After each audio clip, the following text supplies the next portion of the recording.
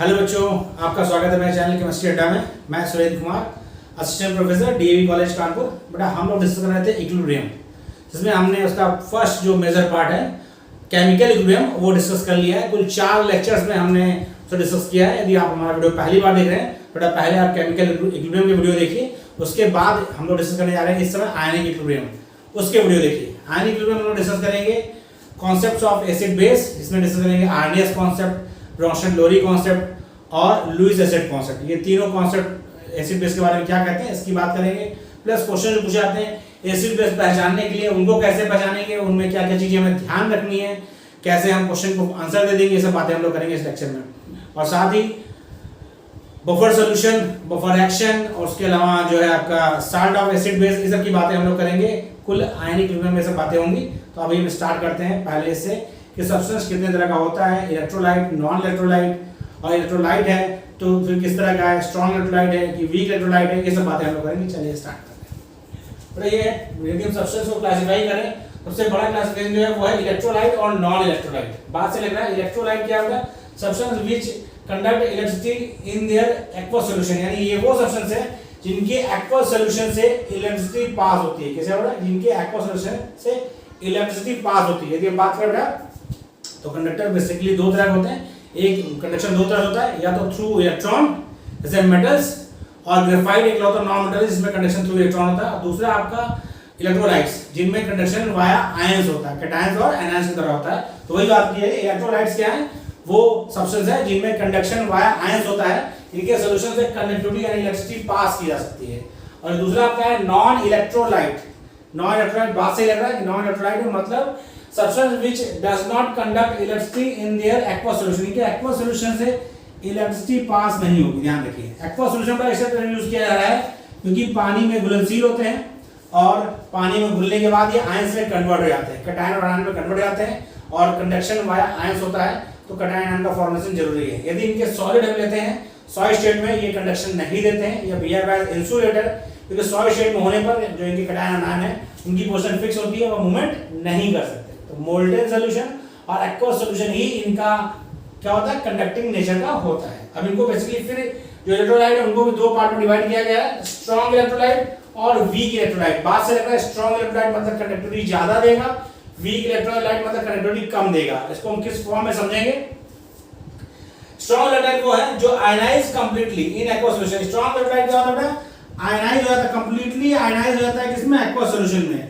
क्या होता है, कंप्लीटली आयनाइज हो जाता है। यदि आप बात करें NaCl की तो यह पूरी तरह से 100% Na प्लस Cl माइनस। यदि हमने मान लीजिए 100 मॉलिक्यूल लिए, समझने के लिए बेटा मॉलिक्यूल्स, तो उसके बाद 100 इसका बन जाएगा, 100 इसका, पूरा का पूरा टूट जाएगा।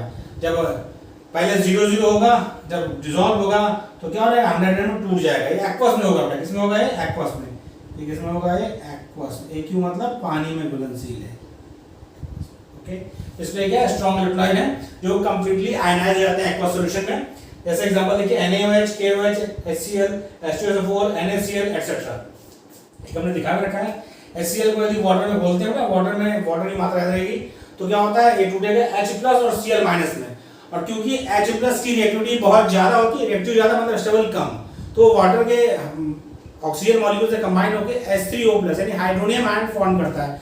तो आपको मिलेगा क्या, हाइड्रोनियम आयन मिलेगा, HCl + H2 मतलब hydronium ion plus Cl-। Actually ये जितने हाइड्रोनियम आयन है उतने ही H+ हैं इसमें है। इसको आप ऐसा H+ समझिए क्योंकि ये कॉम्बिनेशन है H+ और H2O का, hydronium ion plus Cl-। Weak electrolyte क्या है, पार्शियली आयनाइज मतलब पूरी तरह आयनाइज नहीं होता है। यदि मान लीजिए 100 मॉलिक्यूल आपने लिया तो 100 में 20 आयनाइज हो जाएगा, 30 आयनाइज हो जाएगा, 40 आयनाइज हो जाएगा, 50 आयनाइज हो जाएगा, लेकिन कभी भी 100 के 100 मॉलिक्यूल आयनाइज नहीं होंगे। ओके, यही बात कर रहा है।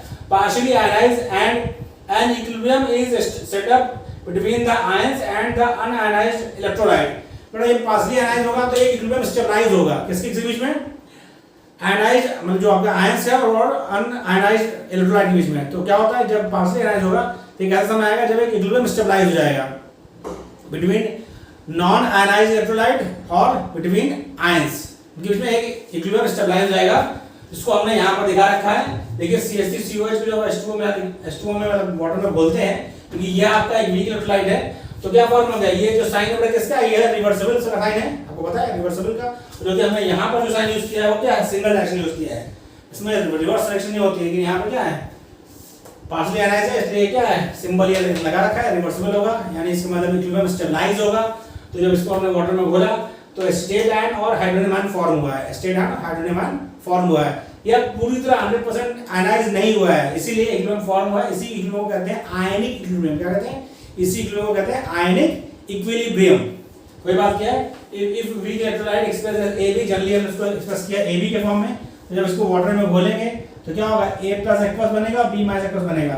And equilibrium is stabilize called ionic equilibrium, किसमें, between ions and the undissociate electrolyte.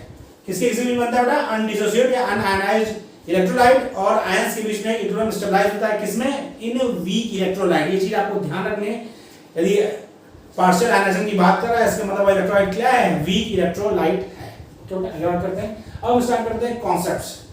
जो तीन एसिड के कॉन्सेप्ट है, आर्नियस कॉन्सेप्ट, ब्रोशिन-लोरी कॉन्सेप्ट और लुईस कॉन्सेप्ट। उसमें पहला कॉन्सेप्ट डिस्कस करने जा रहे हैं, Arrhenius concept of acid and base. Arrhenius concept of acid and base क्या कहता है, आर्नियस कॉन्सेप्ट, आर्नियस कॉन्सेप्ट कहता है acid is a substance which give free hydrogen और हाइड्रोनियम आयन। ध्यान रखिए, फ्री हाइड्रोजन और हाइड्रोनियम आयन इन एक्वस सॉल्यूशन। यानी एसिड, आर्नियस जी कहते हैं एसिड वो सब्सटेंस है जो एक्वस सॉल्यूशन में H प्लस आयन या H3O प्लस आयन देगा, वह आर्नियस एसिड कहलाएगा।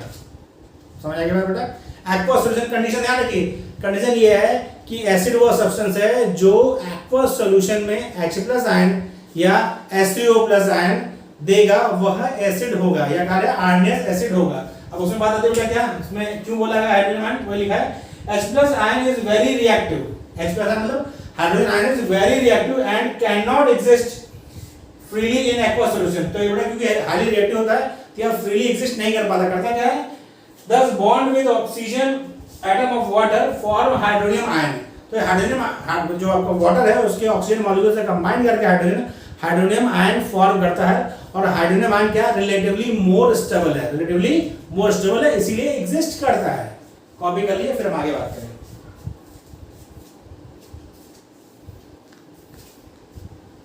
कॉपी कर लिए बेटा, स्क्रीनशॉट ले लीजिए, फिर बनाते लिखिएगा।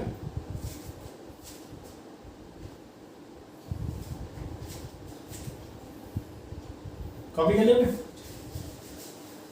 इसके मतलब आपका हाइड्रोनियम आयन फॉर्म हुआ। हाइड्रोजन जो था वह बहुत ही रिएक्टिव था, उसकी स्टेबिलिटी बहुत कम थी, उसने वाटर मॉलिक्यूल की ऑक्सीजन के पास क्योंकि लोन पेयर था उससे कंबाइन किया, कोऑर्डिनेट बॉन्ड फॉर्म किया और हाइड्रोनियम आयन फॉर्म किया। देखिए कैसे,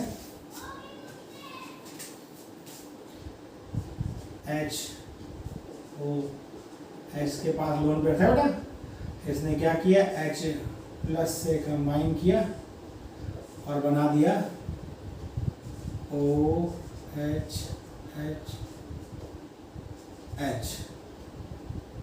पॉजिटिव। अब इसमें पॉजिटिव आ गया, इसको ओवरऑल पॉजिटिव ही कहते हैं, हम प्लस का यहाँ लगा, ठीक है। हाइड्रोनियम आयन क्या हो गया, हाइड्रोनियम आयन, ये क्या है, हाइड्रोनियम आयन। तो देखिए hydronium ion is more stable then H plus ion, इसीलिए एग्जिस्ट करता है। अब आता है बेस। क्या बेटा, बेस क्या है, base is a substance, base is a substance, यानी बेस वो सब्सटेंस है विच gives hydroxide ion मतलब OH माइनस इन एक्वस सॉल्यूशन। जो एक्वस सॉल्यूशन में हाइड्रोक्साइड आयन देते हैं वह कहलाते हैं क्या, बेस। देखिए MgOH है, इसको यदि H2O में डिजोल्व करोगे तो बनेगा आपका Mg+2 एक्वस और 2OH माइनस। ओके, तो क्या हो गया, एक्वा सॉल्यूशन में OH माइनस आयन यानी हाइड्रोक्साइड आयन देगा। जो भी आपका सब्सटेंस एक्वा सॉल्यूशन में हाइड्रोक्साइड आयन देगा वह आयनियस बेस कहलाएगा या उसको बेस कहेंगे। बट आप समझिए थोड़ा ध्यान से, यहाँ कंडीशन ये है कि ये टर्म जो आपका आयनियस कॉन्सेप्ट है वह एक कंडीशन लगा रहा है। कंडीशन क्या लगा रहा है कि आपका जो है सब्सटेंस वाटर में घुले या वाटर में जाएगा तब आपको पता लगेगा कि एसिड है कि बेस है। तो एक कंडीशन है, इस कंडीशन की बात करते हैं आगे। इसलिए कंडीशन वाला इसमें नोट पे लिखते हैं, नोट पे लिखिए, नोट, ये ध्यान रखना है आपको, this concept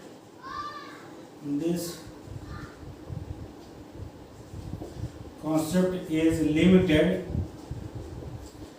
this concept is limited only to aqueous solution। तो बेटा कहाँ है, ये aqueous solution के लिए लिमिटेड है, यानी आरएस कॉन्सेप्ट अप्लाई तब होगा जब क्या होगा, aqueous solution होगा। aqueous solution में ही अप्लाई होगा आरएस कॉन्सेप्ट, aqueous solution नहीं है तो अप्लाई नहीं होगा। आगे बात करते हैं दूसरा कॉन्सेप्ट, पहले कॉपी हो गया सेट का। ब्रोंस्टेड लोरी कॉन्सेप्ट क्या है, इनका कहना क्या है, ब्रोंस्टेड लोरी का कहना है acid is a substance which is proton donor. क्या बेटा, एसिड सब्सटेंस, एसिड वो सब्सटेंस है जिसके पास टेंडेंसी होती है प्रोटॉन डोनेट करने की। क्या कहता है, acid is a substance which have tendency to donate proton, यानी प्रोटॉन डोनर होते हैं एसिड और प्रोटॉन एक्सेप्टर होते हैं बेस। वही कह रहा था, तो हम लोग पढ़ते हैं ब्रोंस्टेड लोरी कॉन्सेप्ट क्या है।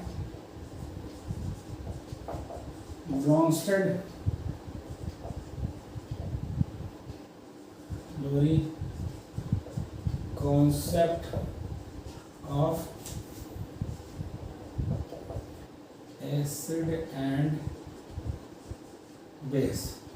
Bronsted Lowry concept of acid and base क्या है, ये कह रहा है acid is a substance, acid is substance मतलब मॉलिक्यूल या आयन, मतलब मॉलिक्यूल और ion. Acid is a substance मतलब मॉलिक्यूल और ion which have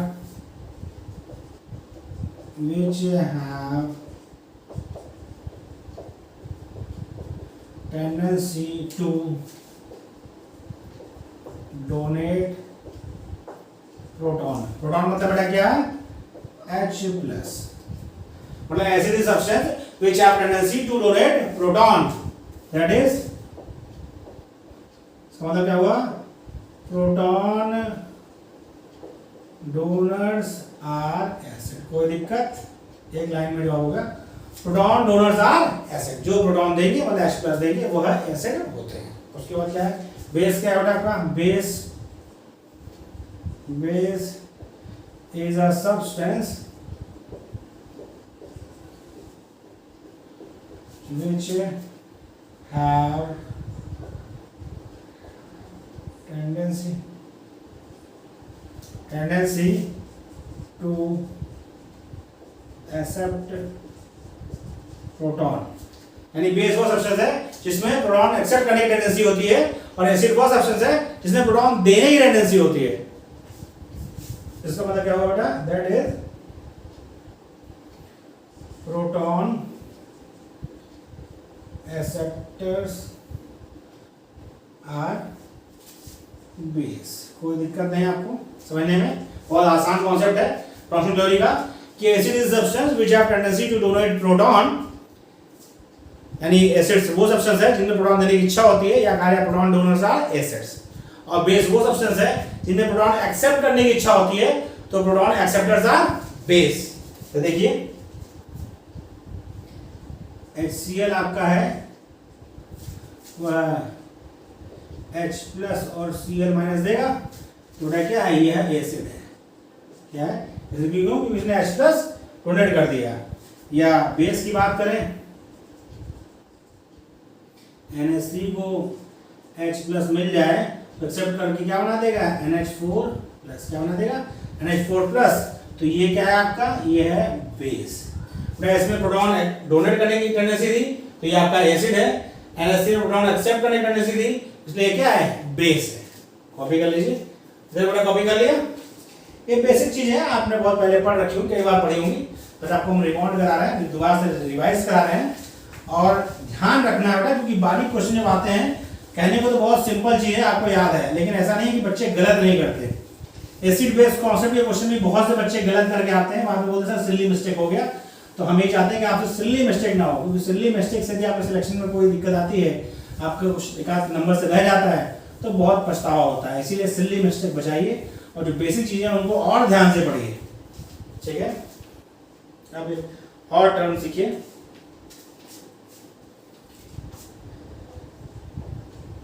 acid on losing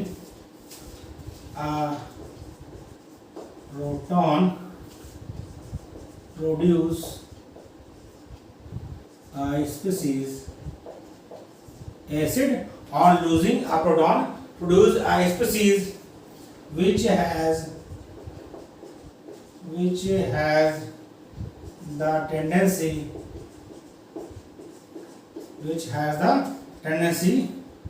of a base called conjugate base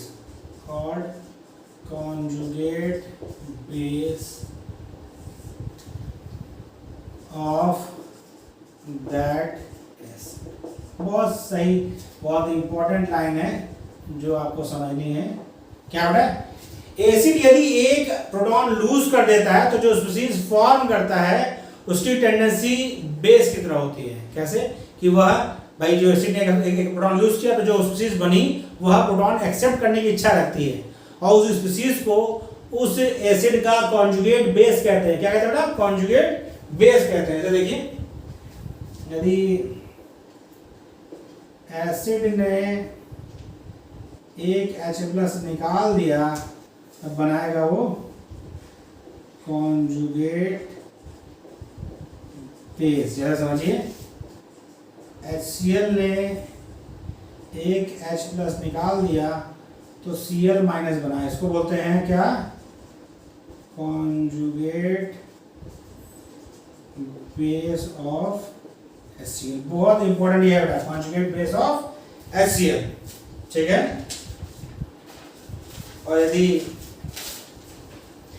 base आपका बेटा एक H+ ले तो बनाता क्या है, तो बनाता है कॉन्जुगेट एसिड। जैसे समझिए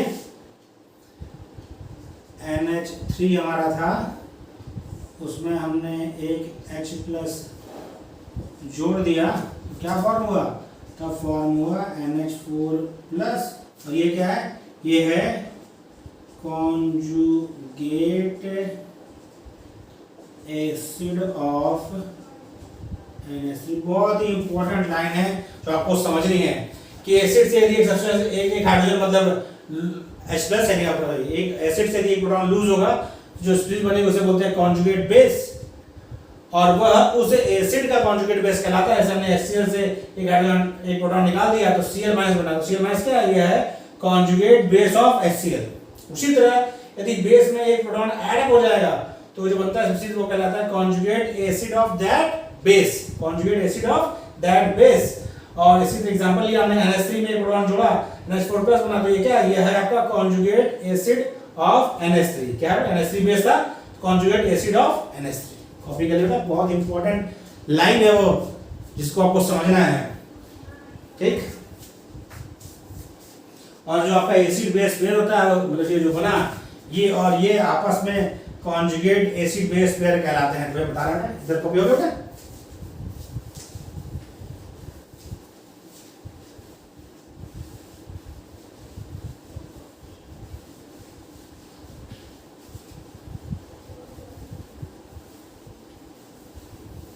यानी कॉन्जुगेट एसिड बेस पेयर में सिर्फ H+ का डिफरेंस होता है, वही बता रहा आपका। Acid base pair is known as conjugate acid base pair. क्या बोलते हैं उसको? conjugate acid base pair. जैसे समझिए HCl and Cl minus R conjugate acid base pair. Okay, कोई दिक्कत नहीं भाई। इन दोनों में सिर्फ H प्लस का डिफरेंस है। यदि ये H प्लस मतलब प्रोटॉन दे देगा, Cl माइनस बनाएगा और Cl माइनस को प्रोटॉन एक्सेप्ट करने की इच्छा होती है, तो ये आपका हो गया कॉन्जुगेट बेस किसका? HCl का। इसलिए यह पॉइंट नोट करके लिखिए जो आपको ध्यान रखना है। क्या है बेटा? वो क्या है? कॉन्जुगेट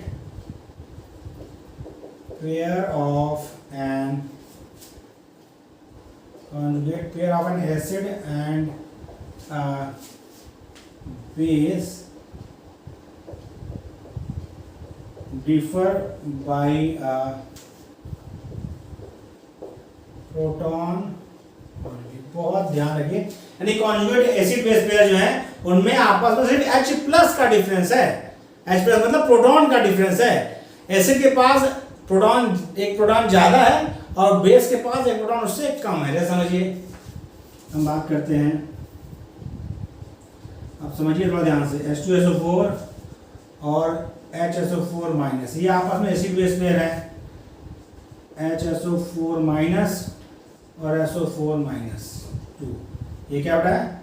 यह एसिड है, ये उसका कॉन्जुगेट बेस है। बहुत ध्यान रखिए बेटा, यानी H2SO4 और HSO4 माइनस आपस में कॉन्जुगेट एसिड बेस पेयर हैं। आपस में कॉन्जुगेट एसिड बेस पेयर है क्योंकि इनमें आपस में, इसमें H प्लस ज्यादा है, इसमें H प्लस कम है। HSO4 माइनस, SO4 माइनस 2, ये दोनों आपस में कॉन्जुगेट एसिड बेस पेयर है। ये कॉन्जुगेट मतलब ये एसिड है, ये उसका कॉन्जुगेट बेस है, या इसको बेस कहेंगे तो ये इसका कॉन्जुगेट एसिड है। ओके बेटा, कोई दिक्कत नहीं, कोई कंफ्यूजन नहीं। इसको हम इस तरह लिख सकते हैं, conjugate acid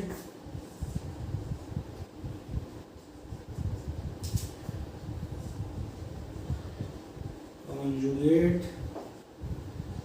base।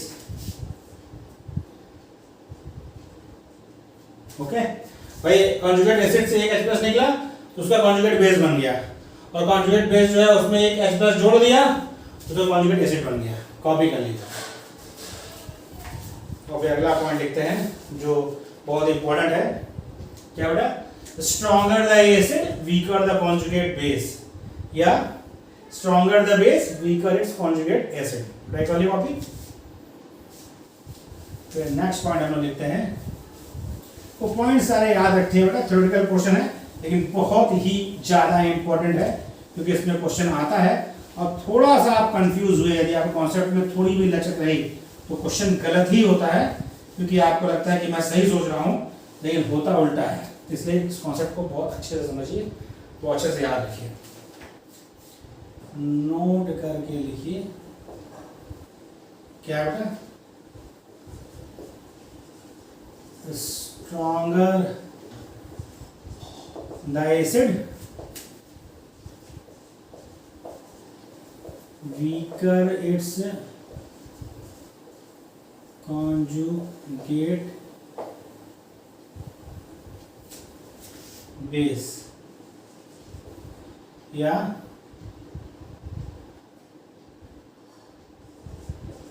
weaker the acid stronger its conjugate base। बहुत ध्यान समझिएगा। ओके बेटा, ये ध्यान रखिए, जितना स्ट्रॉन्ग एसिड होगा उसका कॉन्जुगेट बेस उतना ही वीक होगा। जितना स्ट्रॉन्ग एसिड होगा उसका कॉन्जुगेट बेस उतना ही वीक होगा स्ट्रेंथ में, और जितना वीक एसिड होगा उसका कॉन्जुगेट बेस उतना ही स्ट्रॉन्ग होगा। यह बहुत 100% का आपका पॉइंट है जो आपको ध्यान रखना है। इस कथन का कोई एक्सेप्शन नहीं, इसको आपको ध्यान रखना है। आगे बात करते हैं बेटा। अगला पॉइंट जो आपका है ये H2O can act as an acid as well as a base. Such species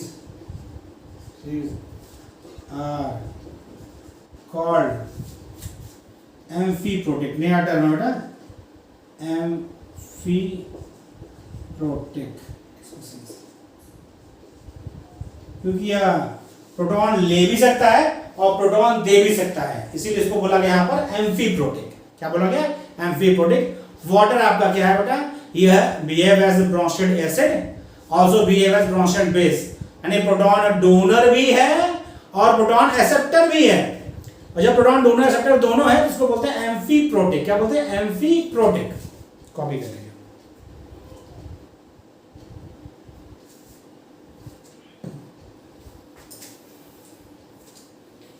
तो कॉपी कर लिया बेटा। अब हम दूसरे कॉन्सेप्ट पर आते हैं, जो हमारा नेक्स्ट थर्ड कॉन्सेप्ट है एसिड बेस का, लुईस कॉन्सेप्ट, उसकी बात करेंगे।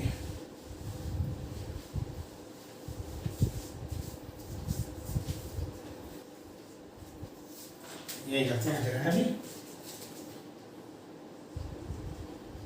Lewis set of acid and bases. क्या है भाई? एसिड्स एंड बेसिस क्या है? बोथ, पहले दिन समझिए, both Arrhenius and Bronsted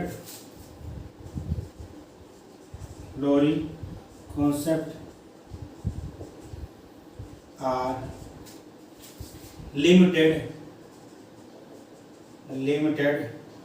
to the substance which contain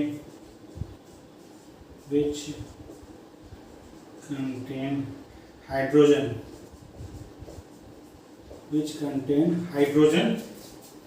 and give protons। Okay भाई, ब्रोंस्टेड लोरी और आयनस दोनों में ही क्या हाइड्रोजन है भाई। आयनस ने कहा कि जो H+ देगा, H+ भी क्या है? प्रोटॉन ही है, वो एसिड। जो OH- देगा एक्वा सॉल्यूशन में, वो बेस। ब्रोंस्टेड लोरी ने क्या कहा? प्रोटॉन डोनर है तो एसिड है, यानी H+ डोनर है तो एसिड है, H+ एक्सेप्टर है तो बेस है।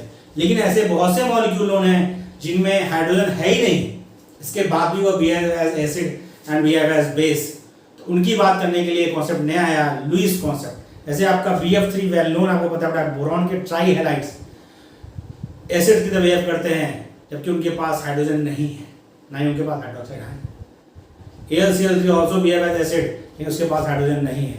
उसी के लिए कॉन्सेप्ट आया आपका Lewis concept of acid and base. क्या कहते हैं अपने इस कॉन्सेप्ट के हिसाब से? Acid is a substance which have tendency to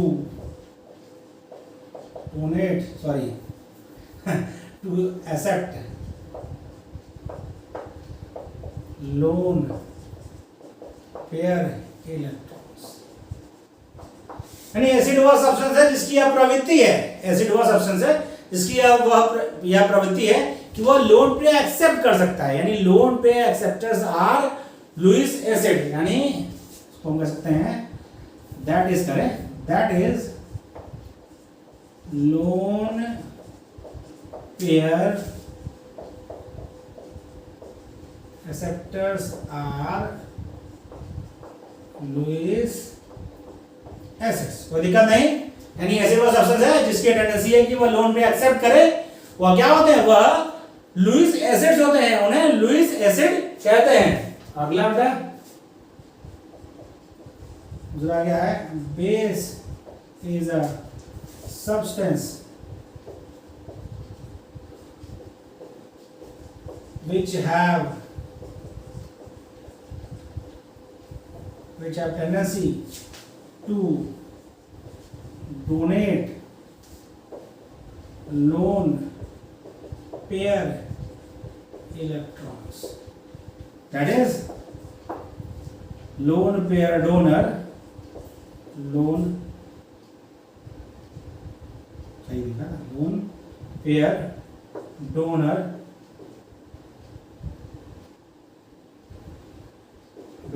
donors are Lewis base.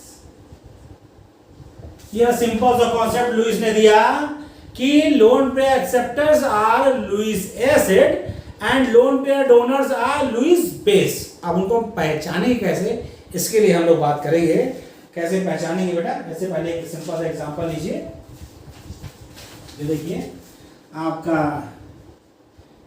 NH3 आपको पता है बहुत इंपॉर्टेंट ये रिएक्शन भी है, कई बार पूछ चुकी है, इसमें कई चीज पूछ जाती है। हाँ जी ऐसे पहले तो हाइब्रिडेशन इसका sp3 होता है, ठीक है। बोरॉन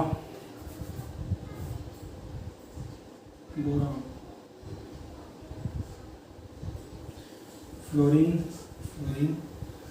और फ्लोरीन, इसमें यह देगा इसका होता है अभी sp2। क्या होता है sp2 बेटा। देखिए इसके पास लोन पेयर डोनर है कि यह है आपका लुईस बेस, दे रहा है ना लुईस बेस। यह लोन पे एक्सेप्ट कर रहा है, यह लोन पे एक्सेप्ट कर रहा है, तो ये क्या बेटा, ये आपका है लुईस एसिड। क्या है लुईस एसिड। और फॉर्म क्या करेगा, नाइट्रोजन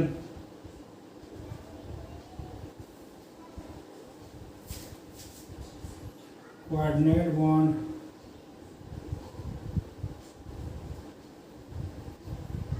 फ्लोरीन और फ्लोरीन।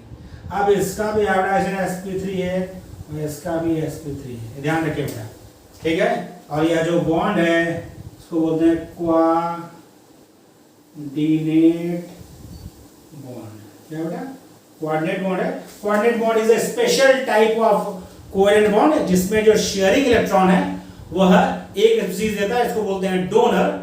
और यानी सेरी इलेक्ट्रॉन पेयर एक स्पीशीज देता है, इसको बोलते हैं डोनर। और इलेक्ट्रॉन पेयर दूसरा स्पीशीज एक्सेप्ट करता है, उसको बोलते हैं एक्सेप्टर, ठीक है। तो जो लोन पेयर देता है उसकी तरफ होता है टेल एरो का, और जो लोन पेयर लेता है उसकी तरफ होता है हेड एरो का। तो यह क्या है, कोऑर्डिनेट बॉन्ड फॉर्म किया। पहले इसका sp2 था लेकिन अब sp3 हो गया। अब हम बात करते हैं कितने टाइप्स के हो सकते हैं एसिड बेस, कैसे हम पहचानेंगे उसकी बात करते हैं। ऐसे कर लिया, कॉपी हो गया ना, करोगे कॉपी, सॉरी।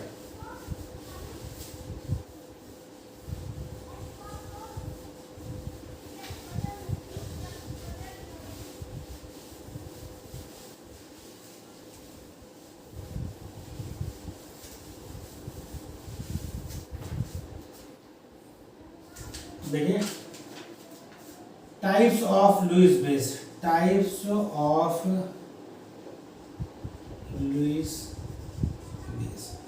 दो तरह का। एक आपका होता है neutral molecule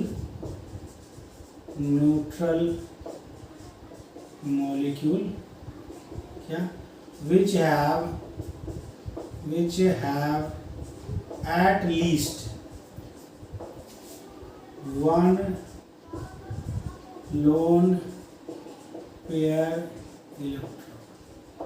have at least one lone pair electron, जैसे NH3 RNH2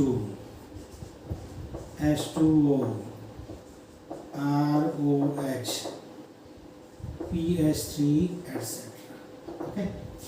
दूसरा क्या है आपका, दूसरा आपका है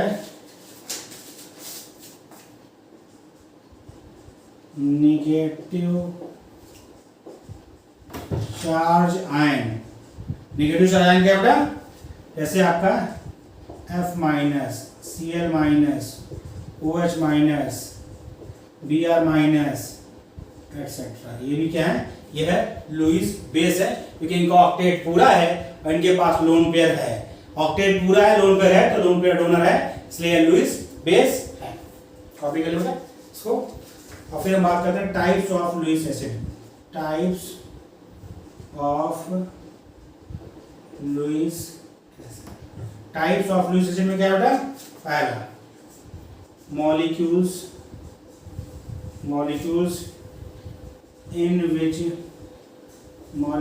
in which central atoms have incomplete octet। वो मॉलिक्यूल्स इनके सेंट्रल एटम क्या है? ऑक्टेट पूरा नहीं होता है, जैसे BX3 यानी BF3, BCl3, BBr3, BH3 सब ना बेटा। इसमें कौन बनाएगा? BF3, BCl3, BBr3 और BI3। और आपका S3, BO3,